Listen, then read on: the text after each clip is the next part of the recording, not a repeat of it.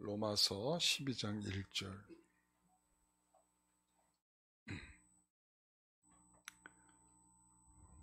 우리 한 절이니까요. 같이 다 우리 읽겠습니다. 그러므로 형제들아, 내가 하나님의 모든 자비하심으로 너희를 권하노니 너희 몸을 하나님이 기뻐하시는 거룩한 산 제물로 드리라. 이는 너희가 드릴 영적 예배니라. 아멘. 이제 하나님의 선물이라고 하는 제목으로 이제 마지막 시간입니다. 우리 모두 이제 사는 동안 선물을 받기도 하고 주기도 해보셨죠? 네. 그럼 여러분들 선물 받은 것 중에 가장 기억에 남는 선물이 뭐가 있어요? 뭐가 있더라? 저도 이제 이 질문을 준비하면서 제가 스스로에게 질문을 던져보니까 저한테는 이제 결혼한 지 한 2년 정도 됐을 때 우리 아내가 그 히브리어로 되어 있는 이제 구약 성경을 선물로 이렇게 98년도 뭐 남편에게 생일을 축하하며 이렇게 적어가지고 선물을 줬더라고요. 제가 일부에 물어봤어요. 나한테 선물 준 거 기억하냐 그랬더니 잘 기억해. 저만 기억하고 있는 거예요. 저만. 여러분 그렇습니다. 이게 뭐 준 사람하고 상관없이 받은 사람이 의미 있게 받는 선물들이 있죠. 제가 우리 하나님께 받은 선물의 최고는 뭔가 이렇게 생각을 해보니까 로마서 8장 32절 말씀이에요. 자기 아들을 아끼지 아니하시고 우리 모든 사람을 위하여 내주시니가 어찌 그 아들과 함께 모든 것을 우리에게 주시지 아니하겠느냐.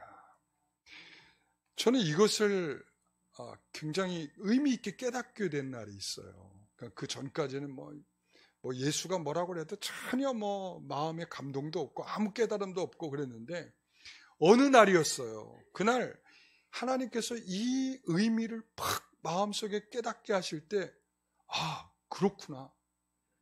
하나님이 우리에게 이렇게 우리 모든 사람을 위해서 아들을 아낌없이 내주신 그분이 우리에게 모든 것을 주시지 않겠는가라는 그런 하나님의 선물을 제가 받게 됐습니다. 그러니까 그때 이제 갖게 된 생각이 뭐냐면 내가 뭐길래 그 아들을 주셨을까? 과연 나를 얼마나 소중히 여기시길래 그 아들을 내주신 것일까? 그러니까 그게 크게 다가왔어요. 그 전까지는 그 아들을 왜 나한테 줬대? 나를 위해서 왜 대신 나를 위해서 죽어주셨대? 뭐 의미 없는 일 아니야? 뭐 이렇게 생각을 했었는데 저는 그날 굉장히 감격을 받았고 감격스러웠고 나를 위해서 죽으신 그분에 대한 의미가 내 삶에 정말 떡하니 찾아오게 됐죠. 그래서 그 순간 그날 저는 굉장히 감격하며 눈물을 흘렸던 그런 기억이 있습니다. 근데 그때 또 하나의 마음은 뭐냐면 그 감격 속에는 하나님의 선물이 나와 같이 그렇게 자격 없는 사람에게 주셨다는 거예요. 나는 그 선물을 받을 만한 자격이 없는데, 그렇죠. 제가 지난주에 이야기를 했죠. 자격 없는 자에게 주시는 하나님의 선물이었다. 그러니까 이 선물을 할 때에는 어떤 사람, 당시 문화적으로 보면 선물을 어떤 사람에게 줬어요? 예?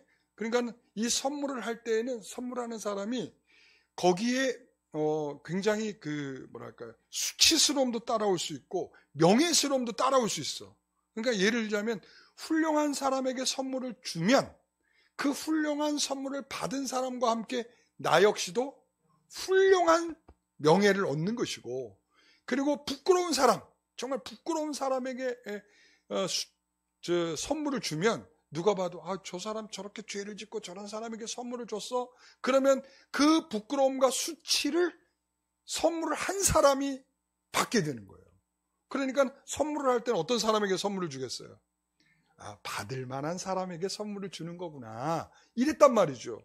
그런데 제가 자격이 없는데 라고 할 때 하나님께서는 완전히 기본적인 그 당시의 사회적이고 문화적인 그 룰을 완전히 깨신 거지. 자격이 있는 사람에게 줘야 되는데 자격이 없는 나에게 선물을 주셨단 말이야. 당시 유대인들도 그런 생각을 했어요. 유대인들도. 그래서 유대인들 가운데 대표적인 사람이 누구냐면 바리새인들이죠. 바리새인들도 그랬어요. 받을 만한 사람이 하나님의 축복을 받는다, 이렇게 생각을 했어요. 받을 만한 사람. 그러니까 너와 같지 않다. 그래서 바리새인이 그렇게 얘기를 하거든요. 세리하고 함께 성전에 올라가서 기도를 하는데 그렇게 해요. 떡하니 하나님을 울어보면서 이렇게 얘기를 하죠. 저와 같지 않아서 감사합니다. 당시에 세리는 어떤 사람이냐면 민족의 사람들을 피를 빨아먹는 그런 민족의 배반자로 여겼단 말이에요. 그러니까 그런 사람을 손가락질하면서 나는 저 사람과 같지 않아요. 그렇기 때문에 하나님 나에게는 축복을 주시는 거 맞죠? 이렇게 얘기를 했단 말이에요. 그러니까 받을 만한 사람이 받는다, 이런 게 기본적인 당시의 생각이었어요. 그런데 그런 걸 완전히 깨트리는 일이 벌어진 거죠. 왜? 나와 같은 사람에게, 나와 같은 사람에게, 자격 없는 자에게 선물을 주셨다, 이거예요. 그래서 제가 그러면서 예를 들었잖아요. 첫째 주에 누구를 예를 들었어요? 사마리아 여인이었죠. 사마리아 여인. 그렇죠. 사마리아 여인. 남편 5이 있음에도 불구하고 그 5에 대해서 서운히 차지 않았어요. 그래서 6번째 남편을 얻고도 저는 남편이 없어요 라고 말하고 있는 그녀에게 우리 주님께서 찾아가셔서 친히 하나님의 선물이 되어주셨어요. 그리고 좀 전에 말했듯이 바리새인과 세리, 그 세리 누가 봐도 손가락질하고 누가 봐도 배반자고 누가 봐도 민족의 피를 빨아먹으면서 세금을 더 이만큼 걷어가지고 자기의 배를 불렸던 그 세리, 손가락질 받는 세리, 그 세리는 저 당시에 창녀 수준으로 취급을 받았어요. 동급. 세리와 창녀, 이렇게 이 문구가 따라다닐 정도로 세리와 창녀가 될 정도로 세리는 그 당시에 죄인의 대명사였어요. 그런데 그런 세리에게도 하나님께서 자격 없는 자에게 선물을 주셨듯이 오늘 우리 모든 사람에게 선물을 주시고 계시다, 이런 말이죠. 할렐루야. 이 선물은 받는 것과 주는 것이 서로 속해 있다라고 말씀드렸어요. 같이. 그러니까 선물을 받았다라고 하는 의미와 선물을 드렸다라고 하는 의미가 함께 혼재해서 사용되고 있다, 제가 지난주에 그렇게 말씀드렸어요. 그래서 받은 것과 드리는 것이 동시에 이루어져야 된다, 이런 말이에요. 여러분, 선물을 받았다면 선물을 하는 것이 당연하단 말이에요. 그런데 우리에게는 선물을 할 만한 자원이 부족해. 왜 그럴까요? 여전히 우리에게는 허물과 죄를 가지고 있기 때문이죠. 그러니까 나 같은 죄인이, 나 같은 허물 많은 사람이 쉽지 않은 거예요. 내가 가지고 있는 것으로 다른 사람에게 선물하기가 쉽지가 않아요. 여러분 생각해 보세요. 자, 여러분 이걸 오해하고 들으시면 안 되고요. 먼저 제가 이 한 자락을 까는 이유는 오해가 될까 봐 말씀드리는 거예요. 왜 그런가 하면 여러분 생각해 보세요. 그 담배를 피우고 술을 드신다. 우리 한국 교회에서는 성도들은 담배도 피워서는 안 되고 술을 먹어서도 안 된다, 이런 생각을 하잖아요. 그렇죠? 지금은 많이 깨졌지만 제가 그 말씀을 드리면서 이렇게 얘기해요. 근데 담배를 피우고 술을 마시면서 이렇게 말해요. 나는 끊지는 못해요. 그러면서도 주일에 교회에 나오는 이 성도가 있다면 어떤 면에서는 굉장히 믿음이 있어 보여요. 이게 무슨 말이죠? 믿음이 있어 보여. 그러니까 무슨 말인가 하면, 여러분, 그러면서 또 이렇게 말하는 사람이 있죠. 나는 술도 먹지 않아요. 담배도 피우지 않아요. 하면서 믿음이 있는 척은 하는데, 그런데 성도에 대해서 서로 용서할 줄도 모르고 사랑도 없고 배려도 하지 않고, 여러분 이런단 말이죠. 그러면 과연 우리가 묻는 거죠. 당신 하나님의 용서받은 거 맞습니까? 하나님의 사랑을 받은 거 맞습니까? 우리가 받은 것이 있다면 주는 것이 있다고 동시에 돼야 되는데, 우리가 정말 믿음이 있다고 하면서도 우리가 난 담배 피우지 않아요, 나는 술을 먹지 않아요, 이게 믿음이 있는 게 아니에요. 이게 믿음이 있는 게 아니라고요. 여러분, 실질적으로 우리가 믿음이 있다라고 하는 것은 그 믿음대로 우리의 몸이 움직여질 때 그때 우리에게 믿음이 있는 거예요. 우리가 받은 거대로 뭘 받았어요? 용서 받았잖아요. 여러분 용서 받았잖아요. 그러면 우리가 용서해야 되는 거고, 사랑을 받았잖아요. 그럼 사랑을 해야 하는 거고, 우리가 배려를 받았잖아요. 그럼 배려를 하는 것이고, 이게 진정한 믿음이고 신앙이란 말이죠. 그동안 우리가 한국교회에서 너무 율법적으로 나는 담배 피우지 않아요, 술을 마시지 않아요, 나 신앙 괜찮죠? 이렇게 말해왔단 말이에요. 그렇지 않습니다. 여러분, 그렇다고 해서 담배를 피우고 술을 마시라는 얘기는 아니에요. 예, 혹시도 제가 이걸 오해할까봐. 예. 자, 그러니까 여러분, 우리 주님께서 말씀하시는 거예요. 누가 가라지고 누가 알곡인지 모른다 이거야. 그러니까 그날이 돼봐야 안다. 추수 때가 돼봐야 안다. 이거예요.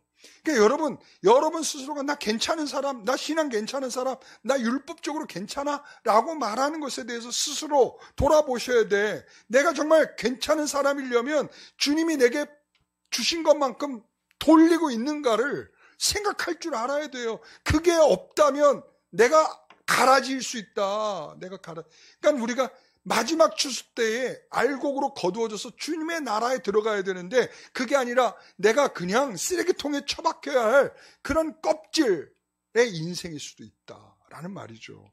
여러분, 그러나 우리는 아까 우리가 자원이 없다 이렇게 얘기했잖아요. 우리의 자원은 내 스스로에게 있지 않다라는 거예요.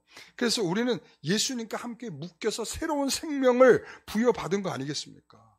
그렇죠. 그러니까 나라고 하는 사람이 우리가 생명을 얻었다라고 하는 것은 뭐냐면 주님의 생명이 내게 부여받았다라는 것이고요. 그렇기 때문에 내가 부여받은 그 생명으로 다른 사람의 그 생명을 나누면서 살아가는 그런 사람이 되는 거예요. 우리 그래서 교회는요, 나 혼자만으로 평가받는 게 아니에요. 그래서 아무개 성도가 사랑이 없어가지고 전 교회를 떠나려고요, 이렇게 얘기하는 사람이 있어요. 근데 여러분 이거 잘 생각해 보세요. 그거는 자기 얼굴에 자기가 침을 뱉는 것 같아요. 왜? 우리는 나 혼자만으로 평가받는 게 아니라 아까 뭐랬어요 제가? 공동체로 평가를 받는 거예요. 왜? 주님에 묶여있는 사람이기 때문이죠. 우리가 주님에게 묶여서 새로운 생명을 얻은 사람, 이거예요. 그래서 주님께서 우리에게 말씀하시죠. 수고하고 무거운 짐진 자들아 다 내게로 오라, 이렇게 말씀하세요. 내가 너에게 쉬게 하리라. 나의 멍에를 함께 지자, 이렇게 말씀하세요. 나의 멍에를 함께 지자. 여러분, 하나님의 선물을 받은 후에도 우리는 좌절하는 순간들이 있을 수 있어요. 그때 우리는 누구에게 묶여있다는 걸 생각할 줄 알아야 돼요. 우리 예수님께 함께 묶여있는 생명이다 라고 하는 것을 기억하십시오. 그때 그 은혜가 나누어지는 것입니다. 여러분, 수고하고 무거운 짐진 자들아 다 내게로 오라. 내 멍에를 함께 메고 함께 같이 가자. 힘들면 힘들다고 하세요. 아프면 아프다고 하세요. 괴로우면 못 참겠다고 하세요. 아닌 척하면서 여러분 쓰러지고 넘어지지 마시고, 여러분 다 표현하고 함께 그 길을 우리 주님과 묶여있는 인생으로 함께 살아가기를 소원합니다. 자, 그래서 하나님의 선물이라고 하는 것, 자, 우리가 하나님께 받았다면 뭐 한다고요? 줘야 된다라는 거예요. 그래서 사도 바울이 오늘 로마서 12장 1절의 말씀 우리가 기가 막히게 우리에게 말씀하고 있는 거예요.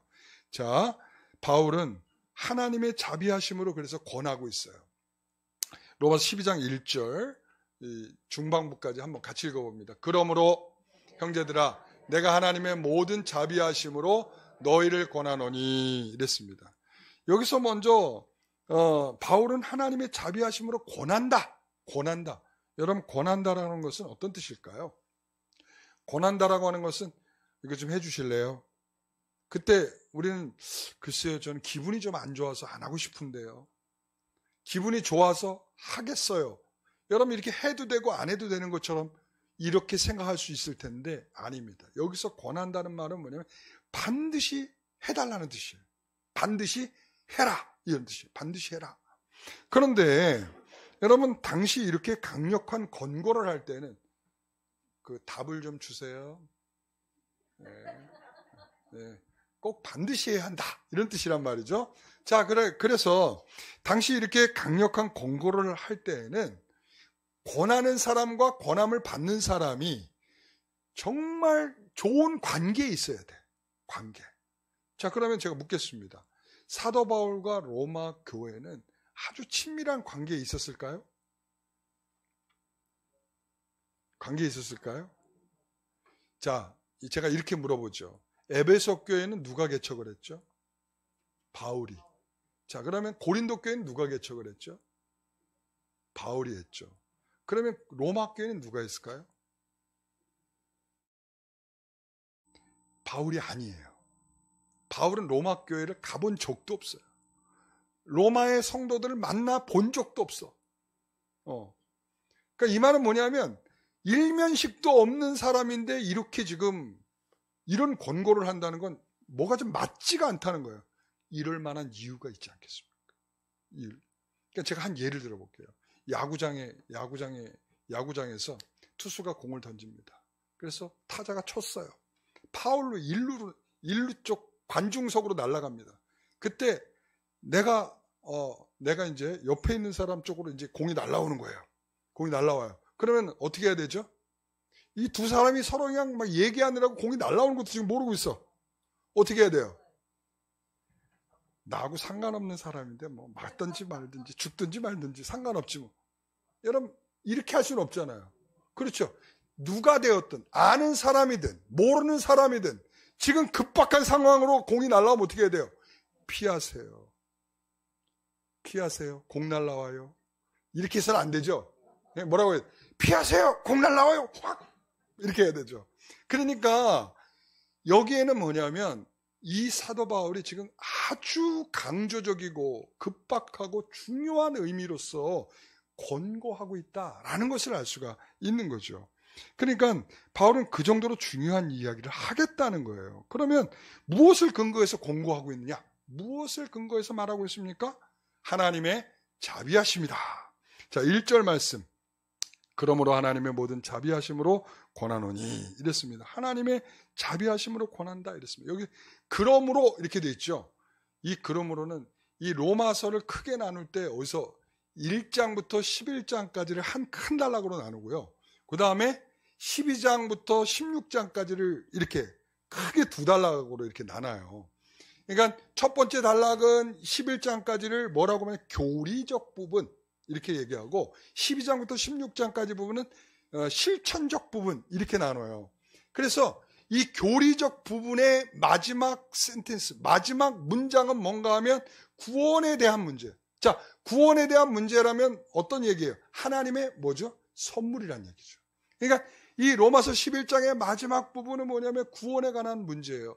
자, 이방인들 너희들이 어떻게 구원받는지 아니? 어떻게 구원받을까요? 자, 너희들은 저기 돌감람나무야. 열매를 맺을 수 없는 감람나무야. 그런데 거기에 참 감람나무의 그 젖붙임, 그 나무를 잘라다가 그 돌감람나무에 젖붙임을 했어. 그러니까 이제 참 감람나무의 열매를 맺겠죠. 너희들은 그렇게 그리스도로 너희에게 젖붙임을 해가지고 너희들에게 그리스도의 생명을 얻게 된 구원을 받게 된 사람들이야. 이렇게 얘기해요. 그러면서 또 하나는 뭐냐면 이스라엘이 그와 같이 하나님이 복음을 나타내는 일에 유보적으로 두지 않았더라면 너희들에겐 기회가 없었어. 라고 말을 한 거예요. 자, 그러고 난 다음에 그러므로 이렇게 얘기해요. 그러므로 뭐예요? 지금 하나님께서 우리에게 선물을 주셨어요. 그러므로 뭐죠? 그러므로 자, 하나님의 자비하심으로 권한다. 뭘 얘기하죠? 12장. 자, 12장 1절 그 뒷부분을 좀 보여주세요. 같이 읽어봅니다. 너희 몸을 하나님이 기뻐하시는 거룩한 산제물로 드리라. 자, 너희 몸을 뭐하라? 드리라. 이렇게 돼 있어요. 너희 몸을 뭐하라? 드리라. 자, 이것이 어떤 것이다? 영적 예배다. 자, 몸을 드리는 것이 영적 예배다. 지금 이렇게 말하고 있어요. 여러분, 영적인 예배가 영으로 드려지는 것만이 아니라 육으로 와서 영적으로 드리는 거예요. 그러니까 육이 오지 않으면 영적인 예배가 드려질 수가 없다. 이런 말이에요. 여기서 몸이라는 것이 되게 중요한 것이죠. 여러분, 몸이라고 하는 것은 사도 바울이 굉장히 중요하게 다루는 주제 중에 하나예요. 우리가 고린도 교회에서 얘기할 때도 몸이란 얘기가 많이 나왔었죠. 그게 왜 그런가 하면 당시 그리스 철학, 그리스 철학이 당시 모든 사회의 중요한 그 생각과 관점을 갖도록 하는 내용이었어요. 그 중에 하나가 뭐냐면 우리 인간은 이원론적으로 생각을 하는 거야. 이원론적. 그래서 몸이 있고 영혼이 있는데, 몸이 있고 정신이 있는데 이 몸과 영혼을 분리해서 생각을 해. 그래서 영은 선한 것이고 육은 악한 거야. 그렇기 때문에 육은 앞으로 죽게 되잖아요. 그렇죠? 죽으면 어떻게 돼요? 쓰레기통에 들어간다. 이제 다시는 돌아볼 일이 없어. 그러니까 육이라고 하는 것은 악한 거야. 그러니까 육은 어떻게 살아도 돼. 육 가지고 마음대로 살아. 할렐루야. 아멘 하면 안 돼요. 여기서 나한테 낚시에 걸린 거야. 그렇게 되면. 여러분, 여기서 뭐냐면 육으로는 아무거나 해도 돼. 어차피 죽을 몸이니까. 이 그리스 사람들은 이런 철학적 사고를 갖고 있었어요. 그러니까는 여기서도 그렇게 말하죠. 너희 몸으로. 자, 여러분, 우리가 이러잖아요. 우리가 사람으로 온전하게 되기 위해서는 뭐가 있어야 돼요? 몸이 있어야 되죠. 하나님은 먼저 흙으로 사람을 만드셨어요. 그리고 난 다음에 거기에 생기를 불어넣으셨어요. 그랬더니 생명, 살아있는 사람이 됐다. 이렇게 돼 있어요. 살아있는 사람. 그러니까 살아있는 사람이 되기 위해서는 뭐가 먼저 필요해요? 몸이 있어야 되고 그 몸에 생기를 불어넣어 살아있는 사람이 되도록 하는 거예요. 여러분, 하나님이 사람을 만드시고 그 몸으로 삶을 살도록 하셨다는 것은 매우 중요한 거예요. 그래서 여러분, 연애할 때 이 손을 잡아야 그때부터 이제 친밀해지기 시작을 하는 거예요. 손을 잡을까 말까, 이제 연애가 시작되고 썸을 타고 막 이러다 보면 손을 잡을까 말까, 잡아야 이제 친밀해지기 시작하는 거죠. 그리고 여러분, 사람은 얼굴을 마주 대하고 서로 눈을 쳐다보면서 얘기를 해야 우리가 그 대화 속에서 제대로 된 대화가 형성이 되는 거예요. 그러니까 하나님과의 관계를 형성하는 것은 마음이기도 하지만 구체적으로는 뭘로 해야 된다? 몸으로 해야 된다는 거예요. 몸으로. 너희 몸을 하나님이 기뻐하시는 거룩한 산 제물로 드리라, 이거예요. 드리라. 자, 그래서 하나님께 돌릴 선물, 뭐라고요? 너희 몸을 드리라, 이렇게 되는 거예요.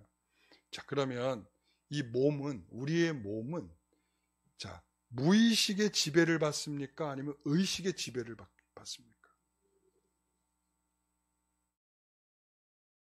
의식, 무의식, 둘 다 받죠. 그런데 실질적으로 보게 되면 의식하는 부분보다 무의식적인 게 더 우리 몸이 지배를 많이 받아요. 여러분, 그래서 이 두 가지로 생각을 해야 되는데, 무의식은 오랫동안 형성되기도 하고 만들어지는 것이기도 합니다. 다시 말하면 그 사람의 내면화될 때까지 우리가 계속 의식을 해야 돼. 예를 들자면, 여러분 똑바로 앉으세요. 똑바로 허리 펴고 앉으세요. 자, 우리가 허리 펴고 앉아야 된다는 거 다 알고 있죠. 그렇죠? 그래야 허리가 덜 아프죠. 그래서 우리가 그렇게 앉아있다 보면 계속 어떻게 되냐면, 나 이렇게 앉으면 허리 아픈데, 또 앉아있다 보면 무의식적으로 이렇게 되죠. 그러니까 이것을 의식해서 내가 그냥 앉기만 하면 바른 자세로 딱 앉게 되는 게 무의식적으로 앉는 거예요. 그러니까 우리가 의식하는 것이 계속 쌓아져야 뭐가 돼요? 무의식이 돼서 내 행동의 진정한 패턴이 되고, 그래서 내가 생각도 하지 않는 상태에서 몸이 저절로 반응을 하고 또 툭 건들면 그 생각이 튀어나와서 말하게 되는 거예요. 그러니까 우리가 영화 럭키라는 영화가 있어요. 럭키. 좀 코미디 영화인데, 럭키. 유해진이 목욕탕에서 비누를 밟고 싹 넘어져가지고는 뒤로 꽉 쪄가지고 기억을 잃어버렸어요. 예. 그런데 이 사람이 분식집에 이제 취직을 하게 됐어. 그래서 분식점에서 칼질을 하는데 엄청나게 잘하는 거야. 이 사람의 전직이 뭐였을까요? 킬러였어요. 킬러. 그러니까 칼을 쓰는 걸 너무 잘하는 거야. 그러니까는 이 칼만 잡으면 자기가 무의식적으로 막 그냥 뭐 대단한 기술이 막 나오는 거죠. 여러분, 이게 무의식이라는 게 이런 거예요. 그러니까 내 안에 의식적으로 쌓아져 왔던 것이 나도 모르는 사이에 무의식은 발동하게 돼 있는 거예요. 우리의 무의식은 또한 사실은 이제 이런 부분도 있어요. 아까 제가 말씀드렸죠. 이게 이렇게 쌓아져서 생기는 것도 있지만 실적으로 처음부터 우리가 본능적으로 나타나는 것들이 있어요. 그 중에 대표적인 게 뭐냐? 우리는 죄와 악 아래 지배를 받고 있다라는 거예요. 우리는 태어나면서부터 본능적으로 그렇다는 거예요. 그래서 뭐에 익숙하면 죄에 대해서 익숙해. 그래서 우리 안에 자기 방어 기제 혹은 어떤 죄에 대해서는 학습하지 않아도 이 악의 영향력 안에 자동적으로 반응을 하는 것들을 보게 되죠. 어린이집에 가면 아이들을 보면은 여기에 대해서 금세 알 수 있어요. 아이들이 있잖아요. 그 자기가 싫은 반찬 나오잖아요. 싫어하는 반찬. 그러면 자기들만의 은밀한 장소에 갖다 버립니다. 그리고는 이제 선생님한테 돌아와서 뭐라 그러냐면 선생님 다 먹었어요. 가르쳐주지 않아도 속이는 것에 대해서는 기본적인 것들을 갖고 있는 친구들이에요. 그리고 있죠. 이 아이들이 있죠. 이제 우리가 원래 어린이집 올 때 절대 자기 개인적인 물건 가져오지 말라고 그래요. 그런데 자랑하고 싶어서 꼭 가지고 가는 아이들이 있어. 그러면 자랑하고 싶어서 꼭 가지고 간 말이죠. 그러면은 그걸 보고 또 탐욕이 생기는 아이들이 또 있어요. 그러면은 이 아이들은 이렇게 말하죠. 저거 내 거야. 지 거래. 지 거 아닌데. 저거 내 거야. 그리고는 그 정도 수준에서 빼앗을 수 없다는 걸 알죠. 그러면서는 이제 잡아서 같이 흔들죠. 그렇게 해서도 안 된다는 걸 알죠. 그럼 한 대 줘박죠. 줘박아도 안 되면 이제 꼬집죠. 핥히죠. 그리고서 마지막에 안 되면 어떻게 하냐? 내 거예요. 울죠. 그러니까 아이들은 가르쳐주지 않아도 다른 사람의 것을 내 거인 양 빼앗는 기술이 이미 능통하게 본능적으로 갖고 있어요. 여러분 이거 가르쳐 주셨습니까? 아이들한테 그렇게 하라고? 아닐걸요. 속이라고 가르쳐 줬습니까? 우리 항상 정직해야 된다. 거짓말하면 안 된다. 우리가 이렇게 가르쳐요. 그런데 아이들은 말이죠. 그냥 거짓말하고 속이는 것에 다 능통한 아이들이 돼 있죠. 여러분 미안하다 아이들아. 그러니까 우리가 배우지 않아도 이게 우리가 가지고 있는 죄나 악이라고 하는 것 아래 지배되고 있는 우리의 무의식을 통해서 나타나는 그런 우리의 행동이란 말이죠. 그래서 이렇게 무의식적으로 죄에 익숙한 우리가 어떤 것을 의식하고 훈련을 반복적으로 한다는 것은 매우 힘든 일이에요. 아까 얘기했죠. 예수님이 나의 멍에를 매라 이래서 우리 같이 멍에를 매자. 여기까지 좋았어. 뭐라고 얘기했어요? 나의 멍에는 쉽고 이렇게 나의 멍에는 쉽고 좋다. 이렇게 얘기를 하거든요. 그거는 주님의 생각이시죠. 제 생각은 전혀 다릅니다. 불편해요. 주님의 멍에 같이 지고 가는 자체가 불편합니다. 저 혼자 가고 싶어요. 예? 주님이 가야 하는 곳으로 내가 가야 하잖아요. 멍에를 같이 메고 있으면. 주님이 앉으면 앉고 주님이 서면 서야 하고 주님이 가고자 하는 길로 가야 하는 정말 내 스스로 부자연스러움이 그대로 있는데 뭐라고요? 쉽다고요? 불편합니다. 그 불편함을 계속 의식하면서 익숙해지기 위한 훈련을 하라는 거예요. 내게 와서 뭐 하라? 배우라. 이렇게 했습니다. 우리는 주님의 선물을 받고 예수님을 알고, 자, 그 문구를 좀 띄워주세요. 예, 같이 읽어봅니다. 우리는 주님의 선물을 받고 예수님을 알고 그 은혜와 긍휼과 사랑을 경험하여 예수님과 멍에를 같이 지고 가려는 루틴, 요즘 많이 쓰는 말이에요. 루틴. 특정한 작업을 수행하기 위한 명령 혹은 프로그램. 그러니까 이런 것들이 우리에게 계속 이게 보여야 돼. 그래서 자리를 잡아야 돼. 그리고 그것과 함께 패턴이 생겨야 돼. 패턴이. 그러니까 하나님께서 우리에게 명령하시는 바에 피곤한데 쉬어야 하나, 이런 고민을 하신 분들 있으세요? 예? 이건 아직 뭐에 있다는 거예요? 의식 속에 있다는 거예요.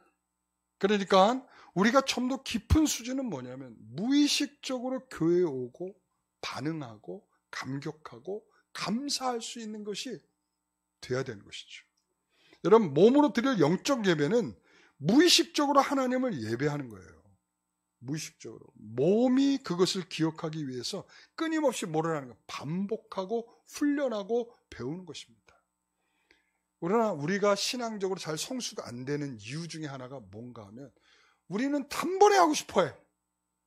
내가 단번에 신앙이 좀 성숙할 수 없나요? 내가 단번에 좀 믿음 좋은 사람이 될 수 없나요? 내가 단번에 신앙인으로서 누가 뭐래도 이 정도면 되지 않나 하는 생각을 할 정도로 그런 사람이 될 수는 없는 것인가요? 여러분 어떻게 생각하세요? 한 번에 돼요? 근데 우리는 한 번에 되는 것처럼 생각하는 경향이 많아요. 뭐냐면 우리가 아이들을 수련회 이제 데리고 가서 아이들이 막 은혜 받고 어떤 경우는 막 아이들이 눈물도 흘리고 막 이런단 말이에요. 그래서 야, 아이들이 이제 2박 3일 동안 저렇게 수련회 갔다 왔으니까 이번 이제 주일이 됐어. 그러면 이제 애들이 막 그냥 자발적으로 막 일어나고 교회 막 가겠다고 하고 막 이럴 줄 알았는데 애들이 그렇게 안 하고 내 마음이 뒤집어질 때까지 아이들이 자고 짜증부리고 못 일어나고 막 이러고 있는 거야. 그럼 야, 너 수련회 왜 갔다 왔어? 대본에 나오는 말이 그거예요. 그 생각이 뭐냐면 수련회 갔다 왔으면 네가 한 번에 짠 하고 바뀌어야 되는데 왜 안 바뀌었냐 이거지. 네? 여러분, 우리는 그런 존재가 아니에요. 우리가 그렇게 한 번에 된다 그러면 얼마나 좋겠어요. 그러나 하나님께서 우리가 의식적으로 뭔가 내가 자꾸 쌓아져가고 나도 모르는 사이에 아침에 주일이 되면 아침에 일찍 일어나가지고 싹 씻고 교회 가야지 하고 나도 모르게 나오는 그 순간까지 될 때까지는 뭘 계속해야 돼요? 전날이면 어떻게 해야 되죠? 전날이면 일찍 잔다.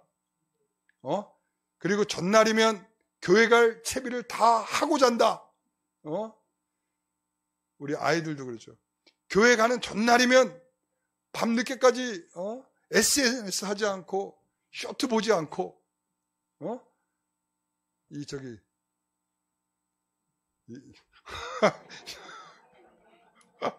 이게 뭐죠? 여러분, 그렇습니다. 그러니까 그게 의식적으로 뭔가 주일을 교회에 가야 한다라는 의식을 자꾸 아이들한테 주지 않고 그걸 아이들한테 방관하고 우리 스스로를 방관하고 안 가도 돼 라고 하는 생각으로 자꾸 방관하면 그럼 어떻게 되느냐? 무의식이 생길 수가 없는 거예요. 애들의 의식은 자꾸 어떻게 쌓아져 가냐면 안 가도 되는 이유를 자꾸 만들어서 쌓아져 가요. 그래서 한 주 안 오면 두 주 안 오고 두 주 안 오면 세 주 안 오고 이제 한 달 안 오고 몇 달 안 오고 영영 굿바이 되는 거예요. 여러분, 그렇습니다. 그러니까 우리가 이러한 일들이 우리가 계속 필요하다는 거예요. 여러분, 특별 새벽 기도회 하면 왜 특별 새벽 기도회를 하겠어요? 제가 늘 얘기하잖아요. 특별을 통해서 보편으로 가야 된다. 특별이 뭐예요? 특별히 우리가 새해 첫 주간은 새벽 기도회를 통해서 하나님께 예배하면서 시작합니다. 그러면 둘째 주도 나오고 셋째 주도 나오고 계속 이렇게 그걸 기대하면서 특별 새벽 기도회를 하는 건데 어떻게 하냐면 특별 새벽 기도회만 나오고 항상 제가 얼마나 어리석은지 아세요? 특별 새벽 기도회 하면은 이제 성도들 좀 나오잖아요. 그러고 나서 그 다음 주 딱 되면 막 기대하죠. 성도들 좀 나오지 않을까. 근데 그 기대감은 완전히 깨트리죠. 완전히 깨지고 말죠. 왜? 한 주간만 나오는 걸로 돼 있어요. 둘째 주부터는 절대 안 나와. 절대 안 나와. 절대. 여러분, 그러니까 뭐냐면 우리는 정말 특별한 거를 자꾸 좋아해. 그러니까 할 수 없이 특별한 걸 하는데 그러나 결과적인 걸 보면 그 안에는 성숙이라는 게 없다는 거예요. 성숙이라는 거. 여러분, 한 방 맞고 정신이 이상해져가지고 뭔가 신앙생활을 하면 그게 지속돼야 되는데 지속될 가능성이 99.9%예요. 지속될 가능성이. 신앙은 그래서 차곡차곡 쌓아져가서 가는 거예요. 그래서 그것을 돕는 역할을 누가 하냐면 성령께서 하시는 하나님의 선물이죠. 자, 제가 이렇게 읽어드릴게요.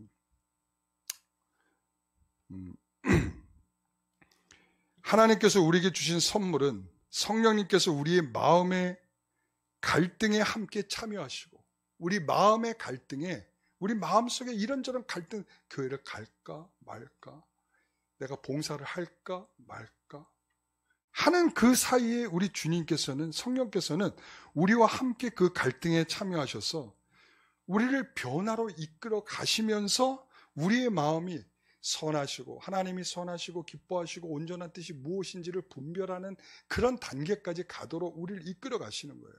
그러니까 성령께서 하시는 일 중에 하나가 뭐냐면 우리에게 선물을 주셨어요. 그 선물의 역할을 할 수 있는 그런 것이 될 수 있도록 계속적으로 끌고 가는 역할을 우리 성령께서 하시는 거예요. 자, 우리가 의롭다함을 여김을 받았어요. 하나님의 선물을 받았어요. 구원을 받게 되는 은혜를 받게 됐어요. 그 다음에는 우리에게 성령님께서 뭐를? 거룩한 성도로, 이것이 좋은 방향이에요 라고 결정을 할 수 있는 그러한 은혜를 우리에게 계속적으로 주시는 거죠. 여러분, 그렇습니다. 우리는 지금 다 된 사람들이 아니에요.